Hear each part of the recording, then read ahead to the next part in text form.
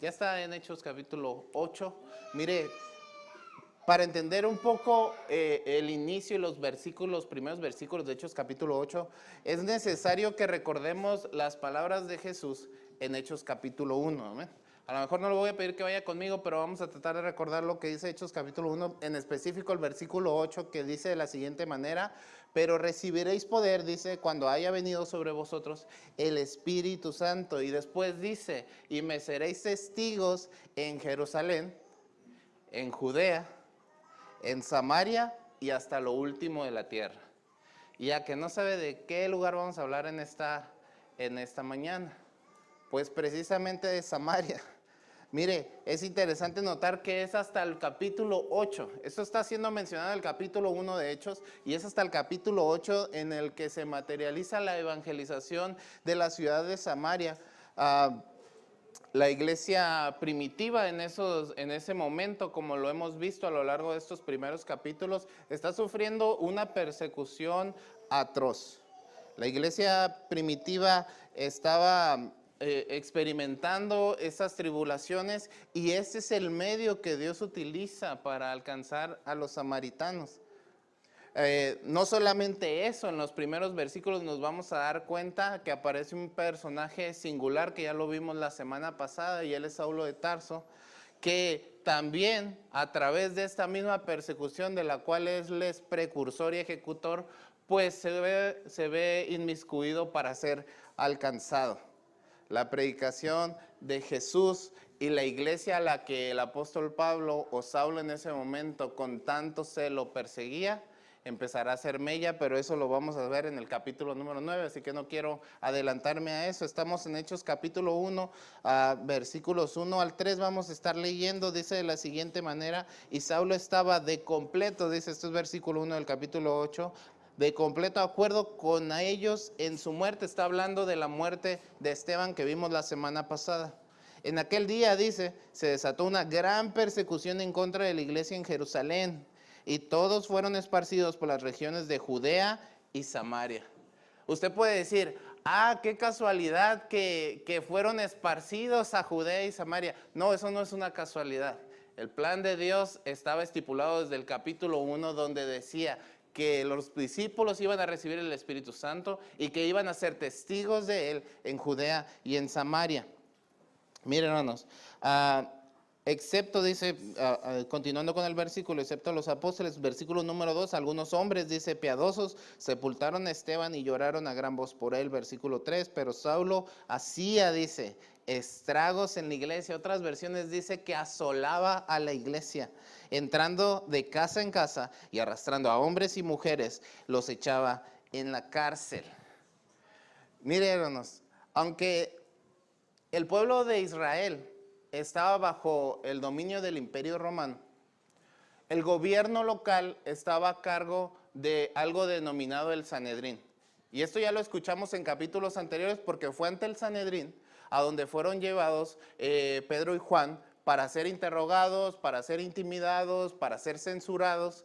Y es precisamente este grupo de personas los que gobiernan localmente al pueblo judío. Al Imperio Romano, hermanos, poco le importaba si el Sanedrín le estaba dando a Saulo todas las facultades legales para devastar, es una de las traducciones para la palabra utilizada ahí, o asolar a la iglesia, ya que en su mayoría, hermanos, eran judíos los que se veían afectados por estas actividades de Pablo. Pero aún, hermanos, en esta aparente injusticia, esta es usada por Dios no solo para cumplir su palabra, como dice el versículo 1, que todos fueron esparcidos por toda Judea y Samaria, sino que el principal promotor y ejecutor de esta persecución, que es Saulo, sería alcanzado a causa de su deseo de acabar con la incipiente iglesia de Cristo. Mire, Dios utiliza cada una de las circunstancias a nuestro alrededor para cumplir su plan perfecto. No está pasando nada, absolutamente nada, que Él no esté en control de ello, aun cuando estas cosas nos afecten de manera directa. La iglesia primitiva estaba siendo afectada directamente a causa de esta persecución, de la cual Pablo era el principal promotor, pero aún eso era usado por Dios para cumplir su plan. Miren, nos menciona aparte el mensaje del evangelio. Es ahora, es ahora y en ese tiempo lo suficientemente atractivo y poderoso para ser compartido. Pero ¿sabe una cosa? Esa no fue la razón por la cual la iglesia primitiva se movió a Samaria y a Judea para predicarlo. Fue precisamente la persecución la que los orilló a compartir el mensaje del evangelio. Hermanos, nosotros tenemos la encomienda y la tarea de parte de Dios de compartir el evangelio y las buenas nuevas a todas las personas. Y el mensaje del evangelio en sí mismo es suficientemente, es la razón suficiente para compartirlo. No esperemos a que, como la iglesia primitiva, Dios utilice la persecución para que nosotros nos movilicemos a hacer lo que Él nos ha mandado hacer. Dice que a causa de la persecución y a causa de este exilio que algunos de los creyentes del primer siglo sufrieron, empezaron a compartir el evangelio en los lugares que Jesús ya les había encomendado. Y creo que algunos de nosotros en este momento de nuestras vidas tenemos lugares, personas, círculos en los que nosotros ya sabemos que tenemos que compartir el evangelio. Pero estamos muy cómodos donde estamos. Y la iglesia primitiva a lo mejor hasta cierto punto estaba muy cómoda en Jerusalén. Y decía, bueno, Jesús dijo que fuéramos a predicar a Samaria y a Judea, pero aquí estamos bien. ¿Y qué pasó? Llegó la persecución. Entonces, si nosotros ya sabemos a quién, a dónde ir a predicar, no espere a ser motivado por la persecución. Mire, los versículos 4 al 8 dicen de la siguiente manera, estamos en Hechos capítulo 8. Dice, así que los que habían sido esparcidos iban predicando la palabra. Felipe, descendiendo a la ciudad de Samaria, les predicaba a Cristo, y las multitudes, dice, unánimes prestaban atención a lo que Felipe decía, al oír y ver las señales que hacía, porque de muchos que tenían espíritus inmundos, estos salían de ellos gritando a gran voz, y muchos que habían sido paralíticos y cojos eran sanados, y dice, había gran regocijo en aquella ciudad. Como lo acabamos de ver, hermanos, el pueblo de Dios, la iglesia está siendo movilizada a causa de la persecución, y uno de esos tantos esparcidos, porque estoy seguro que fueron varios, a causa de la persecución generada en Jerusalén, fue Felipe. Y este nombre ya lo hemos visto anteriormente. En los primeros capítulos, el capítulo 8 para ser exactos, se suscita una situación en la iglesia y los apóstoles le dicen a las personas, escojan de entre ustedes a hombres piadosos, de buen testimonio, llenos de fe y del Espíritu Santo, para que ayuden con estas labores. Y uno de esos hombres elegidos por la gente, por la iglesia, es precisamente Felipe, junto con Esteban, a quien ya vimos la semana pasada. Era evidente la llenura del Espíritu en Felipe, era evidente su buen testimonio, y al igual que los demás esparcidos a causa de la persecución, este Felipe compartía el evangelio, pero ¿sabe con quién lo compartía? Con los samaritanos. Y usted va a decir, bueno, ¿y eso qué tiene de especial? ¿Eso qué tiene de relevante? Déjeme decirle algunas cosas que a lo mejor lo van a hacer entender un poco más el contexto en el que Felipe está predicando. Mire, debido al intenso prejuicio que los judíos tenían sobre los samaritanos, esto es un conflicto, es un problema que se remonta unos 600 años atrás. 600 años antes de Cristo, la ciudad de Samaria es conquistada por los asirios. Pero no es simplemente conquistada y listo, pagan tributo y aquí estamos todos bien, sino que los asirios exilian a gran parte de la comunidad pudiente judía de aquel entonces y dejan solamente a los de más bajo estrato. Después de eso, los asirios traen gente y pueblos de otra parte del mundo con todas sus creencias, con todas sus costumbres, y esto empieza a generar una mezcla, no solamente de raza, no solamente entre personas, sino incluso de costumbres y creencias. Esto para algunos judíos de la época era algo inconcebible. Dios les había mandado ser y mantenerse aparte, mantenerse puros para Él. Entonces, que esto se suscitara en un lugar como Samaria era algo inaceptable. Para los judíos de aquel entonces, congeniar con un samaritano, a conversar o tener cualquier tipo de actividad que involucrara a alguna de estas personas era algo totalmente deplorable. Entonces, entendiendo esto, entendiendo este rechazo y este prejuicio de los judíos hacia los samaritanos, es que toma relevancia la predicación de Felipe en ese lugar. Hermanos, el problema, como le digo, no era una mezcla de razas, era una mezcla incluso de creencias. Para muchos judíos esto era inaceptable y bajo toda esa tensión, hermanos, bajo todo ese rechazo y prejuicio, es que Felipe está compartiendo el evangelio. Querida iglesia, podemos compartir el evangelio a las personas que amamos, ¿verdad? Y qué fácil es hacer eso. Qué fácil es compartir el evangelio con las personas que nos caen bien. Pero no olvidemos que también hemos sido comisionados para llevar el mismo mensaje, con el mismo amor y con el mismo empeño a las personas rechazadas y juzgadas. Ellos, al igual que los samaritanos, forman parte de la encomienda de Dios para nosotros.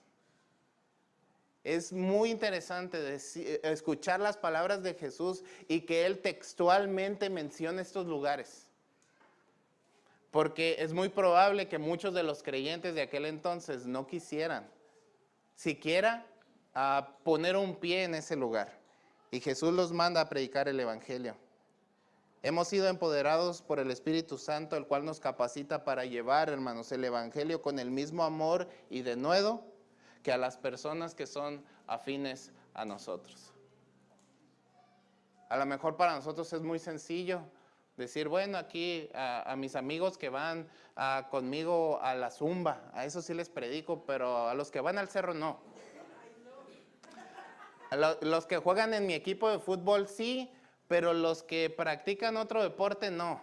¿Sí entiende? Y esas son cosas, como siempre le digo, son cosas triviales, pero hay cosas mucho más profundas en esto. A lo mejor rechazo que hemos venido heredando, sin siquiera, muchas veces sin saber por qué. Pero yo no me llevo con estos. ¿Y por qué no te llevas con ellos? Bueno, no sé, pero no me caen bien. Y basados en ello decidimos a quién compartir y a quién no compartir el evangelio. Algo similar pasaba con el pueblo samaritano. Y Jesús manda a la incipiente iglesia primitiva a predicar en esos lugares, usando la tribulación y la persecución como una excusa para que ellos se movieran a ese lugar. Mire, el versículo 7 nos muestra, estamos en Hechos capítulo 8, versículo 7 nos muestra algunos de los efectos de compartir adecuadamente el evangelio y de ser escuchado activamente por la audiencia. Porque aquí hay dos cosas, hermanos. Es importante que el mensaje que se está compartiendo sea un mensaje claro, sea un mensaje de poder, sea un mensaje de esperanza, de salvación. Pero también es importante que aquellos que reciben ese mensaje lo escuchen de manera adecuada. Y primeramente, como lo vemos en el versículo 7, el evangelio libera. Dice que había muchas personas que tenían demonios y que estos salían dando voces de ellos al escuchar el mensaje de la palabra de Dios. Dice que el evangelio sana. ¿Por qué? Porque vemos cómo personas que no podían caminar, personas que tenían problemas, son sanados a través de la predicación del evangelio. Y por último, el evangelio, hermanos, trae gozo. Dice el versículo 7, porque de muchos que tenían espíritus inmundos, estos salían de ellos gritando a gran voz. Esto es liberación. Y muchos que habían sido paralíticos y cojos eran sanados. Estamos viendo sanidad. Y había un gran, dice, regocijo en aquella ciudad. Cuando el mensaje de Dios es predicado como debe ser y la gente está escuchando, estas situaciones se dan, tienen lugar. Isaías 61, hermanos, de los versículos 1 al 3, y si usted lo tiene ahí, puede acompañarme, vaya conmigo, Isaías 61, 1 al 3, dice de la siguiente forma: el Espíritu del Señor Dios está sobre mí, porque me ha ungido, dice el Señor, para traer, ¿qué? Buenas nuevas a los afligidos, me ha enviado para vendar a los quebrantados de corazón, para proclamar libertad a los cautivos y liberación a los prisioneros, para proclamar, dice el versículo 2, el año favorable del Señor y el día de venganza de nuestro Dios, para consolar a todos los que lloran. Versículo 3, para conceder que a los que lloran en Sión se les dé diadema en vez de ceniza, aceite de alegría en vez de luto, manto de alabanza en vez de espíritu abatido, para que sean llamados robles de justicia, plantío del Señor, para que Él sea glorificado. ¿Se parece a lo que está pasando en Samaria? ¿Se parece a lo que la predicación del Evangelio y el compartir las buenas nuevas de salvación generan alrededor del lugar donde se están compartiendo? Hermanos, este es el mismo pasaje que Jesús lee en Mateo 4, versículos 16 al 19, y que encierra precisamente esos tres efectos. Dice que Jesús estaba en la sinagoga y le dieron y pidió él este libro y leyó precisamente esa parte. Estos tres resultados, hermanos, siempre se harán presentes una vez que el Evangelio es compartido y a su vez escuchado atentamente. Atentamente, hermanos. Dice que el versículo 6 de Hechos capítulo 8, y las multitudes unánimes prestaban, ¿qué? Atención. Prestaban atención. Hermanos, es posible que nuestra atención esté en otra parte cuando el mensaje de Dios está siendo expuesto. Y mire, a lo mejor a eso se debe nuestra constante invitación a tráigase su Biblia mejor, para que su atención esté completamente en la palabra de Dios. A lo mejor estamos pensando en lo que dejamos en casa, a lo mejor estamos pensando en lo que vamos a hacer, no mañana, la próxima semana o hasta el próximo mes. Y no estamos plenamente concentrados en lo que es la palabra de Dios, en lo que está siendo compartido. Así que, hermanos, si no hemos experimentado alguna de estas cosas al escuchar el mensaje de la palabra de Dios, es probable que el mensaje no sea el problema, hermano. Es que yo no siento nada cuando el hermano Edson predica. A lo mejor el mensaje no es el problema. No, cuando predica el hermano Adrián, yo no le entiendo. No, todos le entendemos al hermano Adrián, ¿verdad? Todos estamos de acuerdo en eso. A lo mejor el mensaje no es el problema. Es probable, hermanos, que sea necesario que evaluemos cómo estamos escuchando el mensaje de la palabra de Dios. Cómo nos estamos preparando la noche anterior, el día anterior, la semana, durante la semana, para nosotros llegar aquí a la casa de Dios y tener todos nuestros sentidos, todo nuestro corazón, toda nuestra atención receptiva al mensaje que Dios tiene para nosotros. Porque si no, entonces vamos a empezar a decir, no, yo ya no siento nada cuando escucho el mensaje, no, yo tengo años y años batallando con estas cosas. Y la palabra de Dios es capaz de liberarnos del poder del pecado. La palabra de Dios es capaz de traernos gozo en tiempo de aflicción. La palabra de Dios, sí, hermanos, es capaz de sanarnos. A lo mejor no de la enfermedad que tú quieres ser sanado. Porque cuando Dios sana al paralítico, Él le dice primeramente, tus pecados te son perdonados. Dice Él, pero para que vean que el Hijo del Hombre tiene potestad.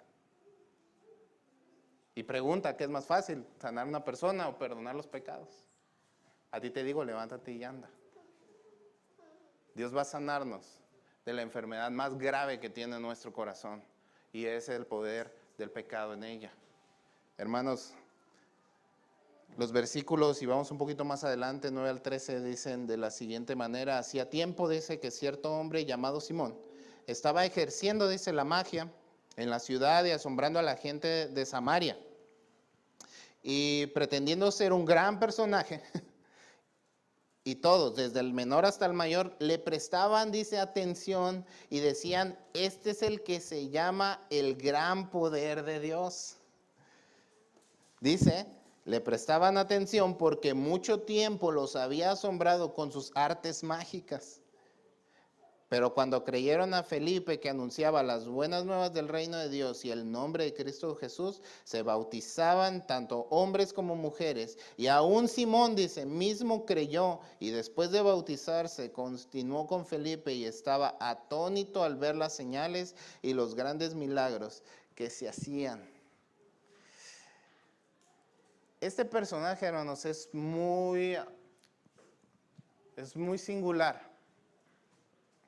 Es alguien que tiene características muy específicas y que vamos a desglosarlo un poco en esta mañana, pero que al final tendríamos que estar haciendo un análisis minucioso y ver si no estamos siendo reflejados en algunas de sus actitudes, de sus prácticas, de su forma de conducirse. Miren, hermanos, la predicación del evangelio atraerá gente de todo tipo y de todos los trasfondos.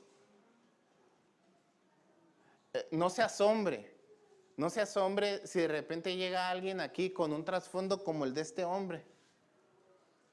No se asombre si alguien llega aquí con un trasfondo diferente al suyo. Y diga, ay, esa persona, ¿cómo está aquí? No, es que al final el pecado es pecado, hermanos. Y no hay pecado más malo que otro. La naturaleza del pecado es siempre la misma. Hermanos, esto solamente quiere decir y habla acerca del poder de Dios y su evangelio, capaz de alcanzar a las personas de todo tipo. Un mensaje que es capaz de alcanzar no solamente a los necesitados, porque muchas veces la gente tiene como esta idea de que el evangelio es solamente para la gente necesitada. Y la verdad es que todos necesitamos el evangelio. Pero decimos, no, es que es para la gente que está batallando con su economía, es para la gente que tiene una enfermedad, no, el evangelio es para todas las personas. Y es un mensaje que es capaz no solamente de alcanzar a los necesitados y subordinados, sino también capaz de alcanzar a las personas de influencia y reconocidas en la sociedad, como era el caso de este hombre. Debido a sus actividades, debido a lo que él hacía, era una persona reconocida en Samaria por todas las personas. Y no solamente eso, tenía la atención de las personas sobre él, a causa de lo que él era capaz de hacer. Esto aprovechaba él para engañar a la gente, haciéndose pasar por alguien que no era. Por algo que definitivamente él no era. Porque se hacía llamar el gran poder de Dios. Imagínese usted. Y me gustaría recalcar algunas cosas de Simón antes de continuar. Mire, primeramente, a pesar de todas esto que él practicaba, a pesar de todo esto que él hacía, dice que Simón creyó. ¿Sí? Estamos en los versículos del 9 al 13. Dice que él después de que la gente escuchaba las buenas noticias del reino de Dios, se bautizaban tanto hombres como mujeres, y es el versículo 13, y aún Simón mismo creyó. Así que estamos hablando de alguien que escuchó el mensaje y que lo analizó y dijo, esto es verdad. Segundo, Simón se bautizó también. Entonces uno diría, bueno, ¿es alguien que creyó? ¿Es alguien que llevó su fe un paso más adelante? Es más, incluso, hermanos, Simón estaba siempre cerca del hombre de Dios. En esta versión que acabo de leer no lo menciona así, pero en la versión Reina Valera dice el versículo 13, también creyó Simón mismo y habiéndose bautizado, estaba siempre con Felipe.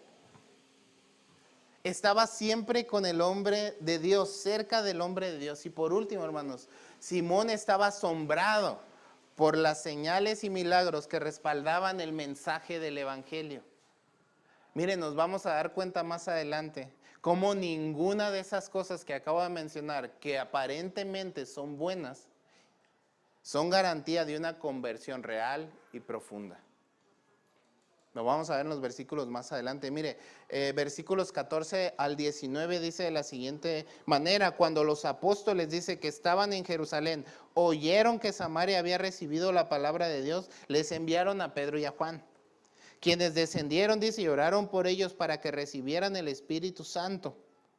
Porque todavía no había descendido el Espíritu Santo sobre ninguno de ellos, solo habían sido bautizados en el nombre del Señor Jesús. Entonces, versículo 17, Pedro y Juan les imponían las manos y recibían el Espíritu Santo. Cuando Simón vio que el Espíritu se daba por la imposición de las manos de los apóstoles, les ofreció dinero, dice. Y les dijo: denme también a mí esta autoridad, de manera que todo aquel sobre quien ponga mis manos reciba el Espíritu Santo. Yo creo que esto no ocupa mucha explicación, ¿verdad? O sea, cuando nosotros leemos esto, decimos: ¿cómo se le ocurre a Simón ir con Pedro y con Juan y decirle: te doy una feria, pero me das la capacidad de ponerle las manos a alguien y que el Espíritu Santo descienda sobre ellos? Y a lo mejor nosotros vamos a decir: eso no tiene ningún sentido para nosotros. ¿Cómo siquiera vamos a pensar algo así? Miren, hermanos, la iglesia primitiva en su corta existencia ha experimentado un crecimiento exponencial. Ha ido creciendo rápidamente. Y al igual que con la iglesia primitiva, hermanos, toda iglesia que crece atraerá sí o sí creyentes falsos.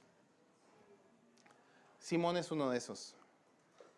A pesar de que Simón pareciera cumplir con todos los requisitos, hermanos, de un creyente de aquella época, y que, si me apuro un poquito, hasta estaba sobrecalificado para los requisitos de las iglesias contemporáneas, estoy seguro que en cualquier iglesia de nuestros tiempos él ya estuviera predicando o haciendo mucho más con simplemente esos requisitos. Hay algunas cosas que estos versículos nos muestran, hermanos, de cómo no es suficiente solamente aparentar. Es necesario que seamos transformados para poner nuestro corazón en el lugar correcto, hermanos. Ese es el reclamo que Pedro le hace a Simón en los versículos más adelante. Él le dice: tu corazón no está alineado con Dios. Mire, tenemos algunos ejemplos acerca de personajes en la Biblia en el que vemos cómo lo que hay en su corazón al final es lo que termina saliendo. Y es lo que está pasando con Simón. Lo que hay realmente en su corazón, de un momento a otro salió. Yo no sé si él estaba consciente de lo que estaba diciendo, pero lo que había en su corazón fue expresado por él mismo. Mire, el siervo de Eliseo revela las intenciones de lo que hay en su corazón al pedir a Naamán el sirio una recompensa a cambio del milagro que había recibido de parte de Dios y obrado a través de Eliseo en Segunda de Reyes capítulo 5, hermanos. Y en Mateo capítulo 26 vemos cómo Pedro no solo niega a Jesús, sino que maldice por ello. Hermanos, tanto Giesi como Pedro son ejemplos tangibles de que aquello que está en el corazón, tarde o temprano va a salir. Tarde o temprano va a ser manifiesto si no lo entregamos a Dios. Ya que, como se expresa, hermanos, en Santiago capítulo 1, cada uno es atraído y seducido, dice, por su propia concupiscencia. Y una vez, dice, que ésta ha concebido, da luz al pecado, quien a su vez, siendo consumado, da luz a la muerte. Aquello que está en nuestro corazón, hermanos, no solamente nos va a llevar a pensar en ello, nos va a llevar a tomar acciones pecaminosas. Y una vez que hemos consumado el pecado, la muerte se hará presente en nuestras vidas. Hermanos, es interesante ver cómo después de los capítulos 6 y 7, donde vemos un creyente ferviente y genuino como lo era Esteban, aparece Simón. Acabamos de ver al primer mártir en el capítulo 7 y cómo él poderosamente expone la palabra de Dios delante de sus acusadores. Y después en el capítulo 8 vemos a este, perdónenme la expresión, arremedo de creyente, como un ejemplo, hermanos, para nosotros, que nos permitirá primeramente reflexionar acerca de nuestra propia vida y de nuestro caminar con Cristo. Pero también nos permitirá ver cómo luce un creyente falso. También nos va a permitir ver cómo no tenemos que vernos, cómo no tenemos que actuar. Y para esto, hermanos, nada mejor que comparar. Y permítame que utilice ese término. La vida de un creyente modelo, como lo fue Esteban, con la de uno falso, como es Simón. Primeramente, hermanos, mientras Esteban era un varón lleno de fe y del Espíritu Santo, dice, y de sabiduría, de Simón solo se menciona su anterior y mala vida fama. Eso es lo que dicen los versículos que acabamos de leer. Dice que engañaba a las personas, que se hacía pasar por alguien que no era y que a raíz de los trucos que podía hacer, tenía cautiva a la gente, la atención de la gente. Pero Esteban era un hombre de buen testimonio, lleno del Espíritu Santo y con sabiduría. Hermanos, mientras Esteban era capaz de realizar grandes prodigios y señales, Simón solo era un simple observador de esas cosas. Esteban era capaz de realizar sanidades, era capaz de realizar cosas que estaban por fuera del ámbito natural. Y Simón solamente era un asombrado observador de esas cosas. Mire, mientras alguien más ofreció dinero para desprestigiar a Esteban, porque es lo que vemos en el capítulo anterior, cómo pagaron para que unas personas hablaran cosas que Esteban jamás había dicho, para desprestigiar su testimonio. Simón ofreció dinero para hacerse de un prestigio o reconocimiento que no le correspondía. ¿Nota usted la diferencia? Por último, hermanos, mientras Simón siempre estaba con el hombre de Dios, esto es con Felipe, dice que estaba siempre con Felipe, Esteban era un hombre de Dios. Esteban no estaba con un hombre de Dios, Esteban era el hombre de Dios. Y esas son las grandes diferencias entre un creyente verdadero y un creyente falso. Pueden estar alrededor, pueden incluso asombrarse por lo que la palabra de Dios está causando en las personas, pero no ha causado ninguna transformación en el corazón de ellos. No han cambiado absolutamente nada. Y el mensaje que vamos a ver más adelante de Pedro para él es un mensaje al arrepentimiento. Es un mensaje a cambiar lo que está haciendo en ese momento. Y es para nosotros también, hermanos, no basta solo con aparentar piedad. No basta solamente con eso. Nuestras acciones, nuestro carácter, hermanos, si me apura, hasta nuestra familia, deben reflejar una vida piadosa como la de Esteban. Debemos reflejar una vida piadosa, no solamente aparentarla. Porque si no es así, hermanos, y póngame mucha atención, porque si no es así, tarde o temprano estaremos tratando de conseguir algo del Evangelio para servirnos de ello. Es lo que está haciendo Simón. Está tratando de conseguir algo que a él le parece que es lo más importante para servirse de ello. No hay nada más peligroso que eso, que lleguemos a un punto de nuestro caminar cristiano en el que estemos buscando servirnos del Evangelio. Esta conducta, hermanos, de Simón no solamente es escandalosa en sí misma, porque cuando lo leemos no damos crédito a lo que está diciendo Simón. A lo mejor decimos, ¿cómo es posible? ¿En qué momento él pensó decir estas cosas? Es reprobable, hermanos, porque revela el lugar que el orgullo y el deseo de ser reconocido, muy probablemente de como lo era antes de creer en Cristo, no han muerto en él. Y hoy en día nosotros venimos a la iglesia y intentamos hacer cosas, ¿para qué? Para recibir el reconocimiento, porque eso es lo que a nuestro corazón le gusta, porque eso es a lo que nuestra carne le gusta. Y no hay nada peor que eso, hermanos. El corazón de Simón aún anhela la gloria y el crédito que solo le corresponden a Dios. Pero ¿sabe una cosa? muchas veces nuestro corazón está en la misma condición, anhelando la gloria que solo le pertenece a Cristo, el crédito que solo le corresponde a Dios. Esto solo muestra también una incorrecta comprensión de la naturaleza de Dios y cómo actúa. Él pensó tal vez que como a los ídolos que él adoraba antes, porque no me dejará usted mentir, la creencia de las personas es, si yo voy y llevo esta ofrenda, este ídolo me va a dar algo. Si yo voy y hago esto, este santo me va a conceder este milagro. Él dijo, si yo voy y le ofrezco dinero a los apóstoles, a los ministros de ese Dios, voy a conseguir el poder que ellos tienen. Pero a Simón se le olvida que Dios no es un ídolo. Dios no es un ídolo. Él pretende comprar el favor de Dios, muy probablemente como lo hacía antes, hermanos, sin considerar que Dios no es su ídolo. Dios es el único y sabio Dios.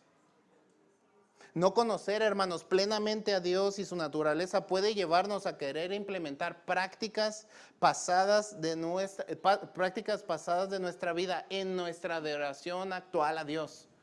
Y eso, hermanos, es peligroso. Porque entonces estaremos formando un Dios de acuerdo a nuestras necesidades, de acuerdo a nuestros conceptos y no de acuerdo a cómo Dios es revelado en su palabra.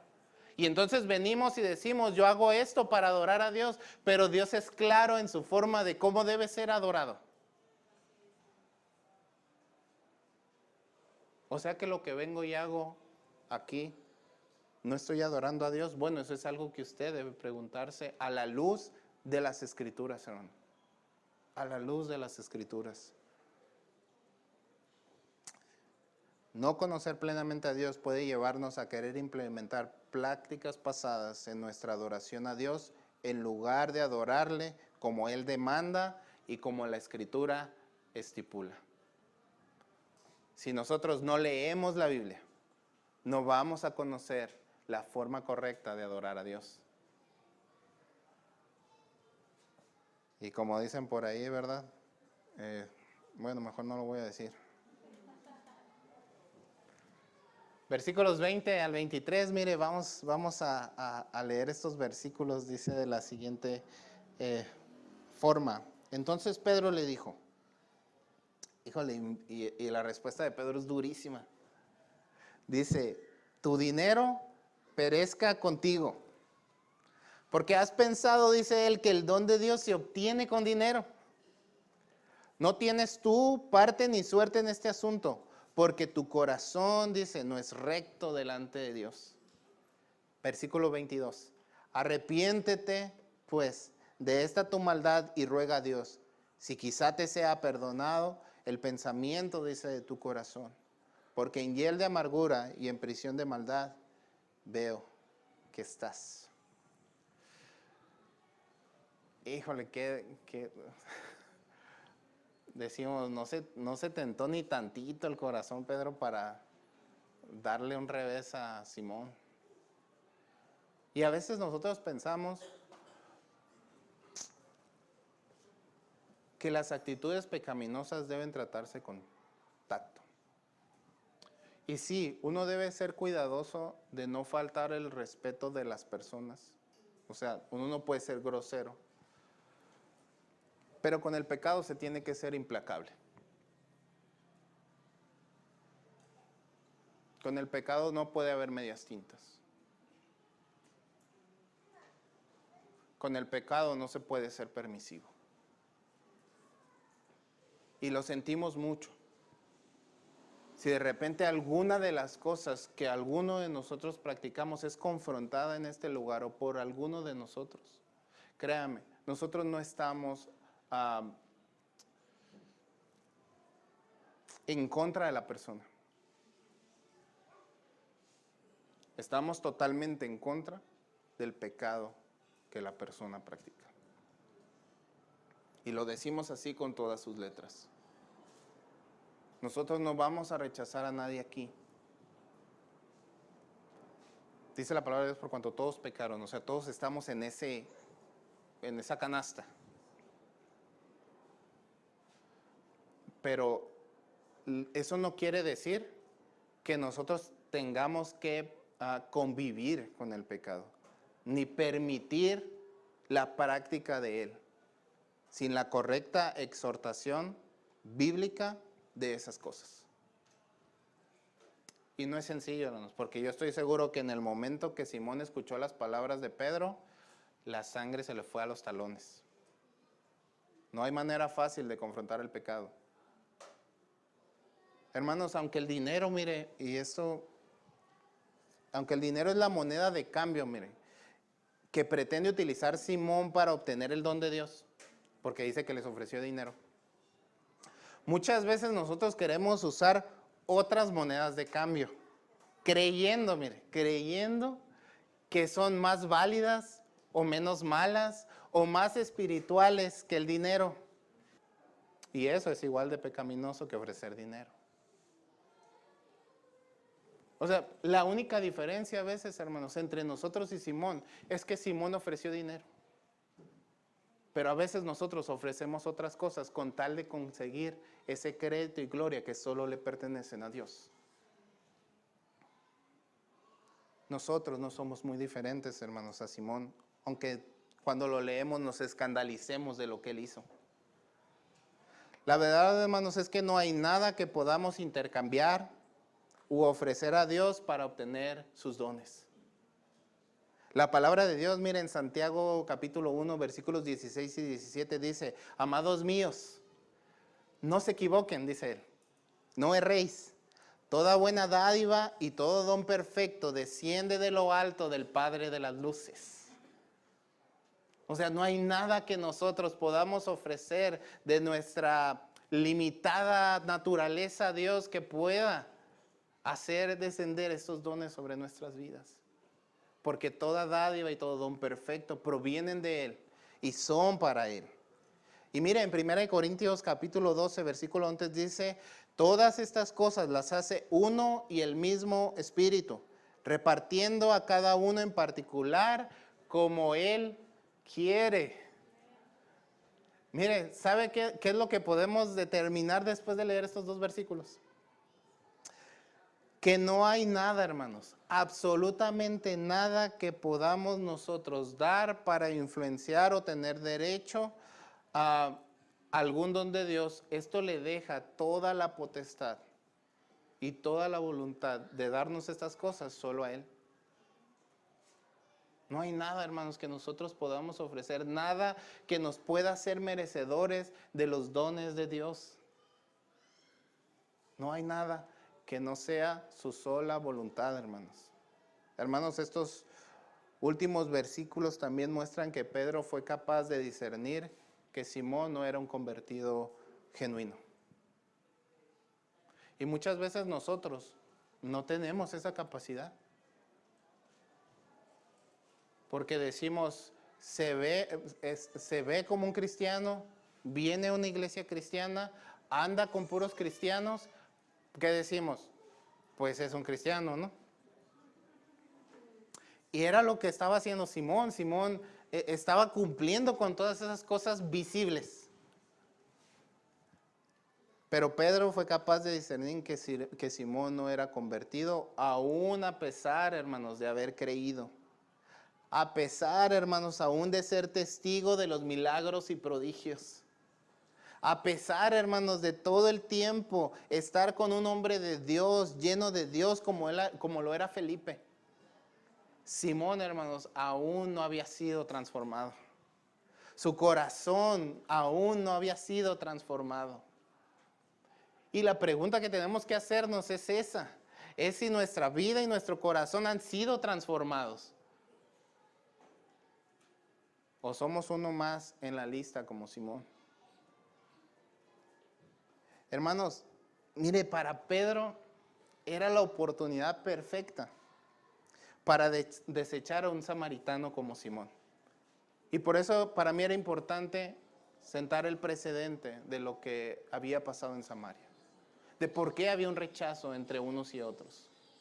Imagínense, ya había una cosa cultural que generaba conflicto entre los judíos y los samaritanos. Ahora un samaritano había recibido el evangelio y lejos de ser transformado, muestra una actitud pecaminosa y va con un judío. Era el momento adecuado para que Pedro pudiera haberlo desechado.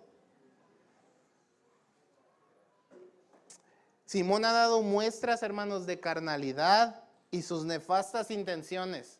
O sea, la regó, metió las de caminar.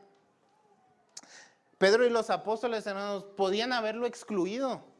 Podrían haberle dicho, no te queremos volver a ver y aparte eres samaritano.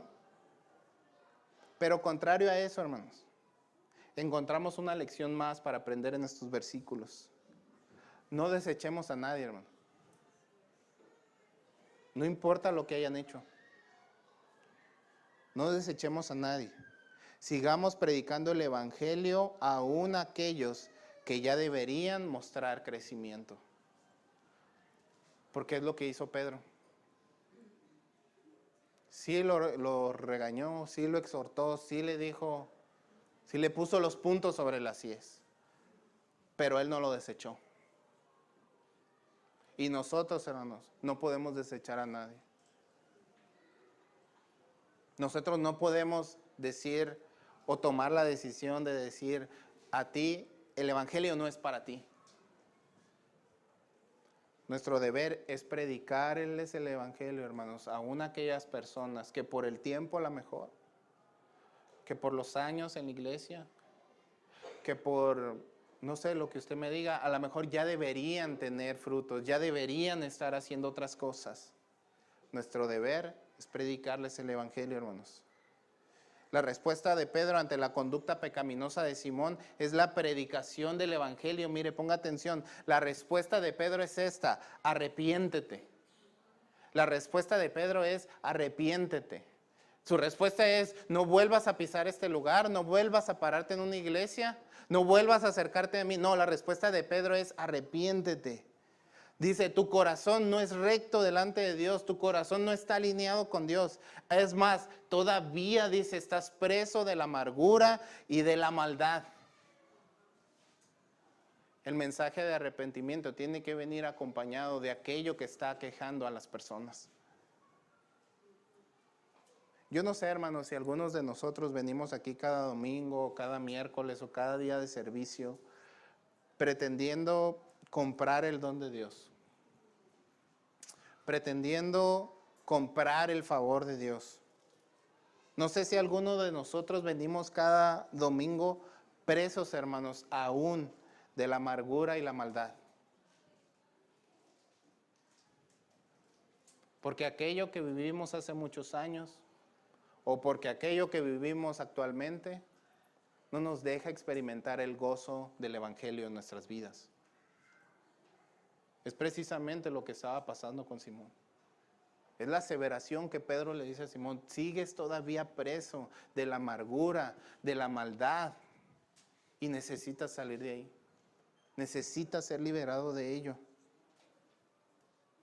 Hermanos, hoy la palabra de Dios quiere alinear nuestros corazones. Hoy la palabra de Dios nos invita a arrepentirnos. Nos invita a arrepentirnos. Hoy como ayer el llamado de su evangelio, hermanos, es el arrepentimiento. Igual que Simón, hermanos, es probable que las verdaderas intenciones de nuestro corazón, después de lo que acabamos de leer, hayan sido discernidas por la palabra de Dios. Tal como lo expresa, hermanos, Hebreos capítulo 4, versículo 12. Y puede que nos sintamos avergonzados por ello, hermano. Puede que después de leer estos versículos nos demos cuenta que hay cosas, que hay prácticas, que hay pensamientos, que hay incluso actividades que estamos llevando a cabo que son contrarias a lo que Dios demanda de nuestras vidas. Pero hay esperanza si nos arrepentimos. Es lo que le dice Pedro a Simón. Arrepiéntete. Es el mensaje de Juan el Bautista: arrepiéntanse. Es el mensaje de Jesús: En su ministerio, arrepiéntanse, porque el evangelio conlleva arrepentimiento. Puede que sintamos vergüenza, puede que sintamos pena, pero la buena noticia es que aún hay esperanza para ti y para mí. Arrepentirnos es el camino que Dios trazó desde el principio para que alcancemos la salvación. Juan el Bautista predicó arrepentimiento. Jesús predicó arrepentimiento. Pedro predicó arrepentimiento. Lo vimos en unos capítulos atrás. Hoy, a través de la palabra de Dios, hermanos, a través del capítulo 8 y de los versículos que acabamos de leer, la palabra de Dios nos conmina a que nos arrepintamos. La pregunta, hermanos, en esta mañana es, ¿quieres arrepentirte?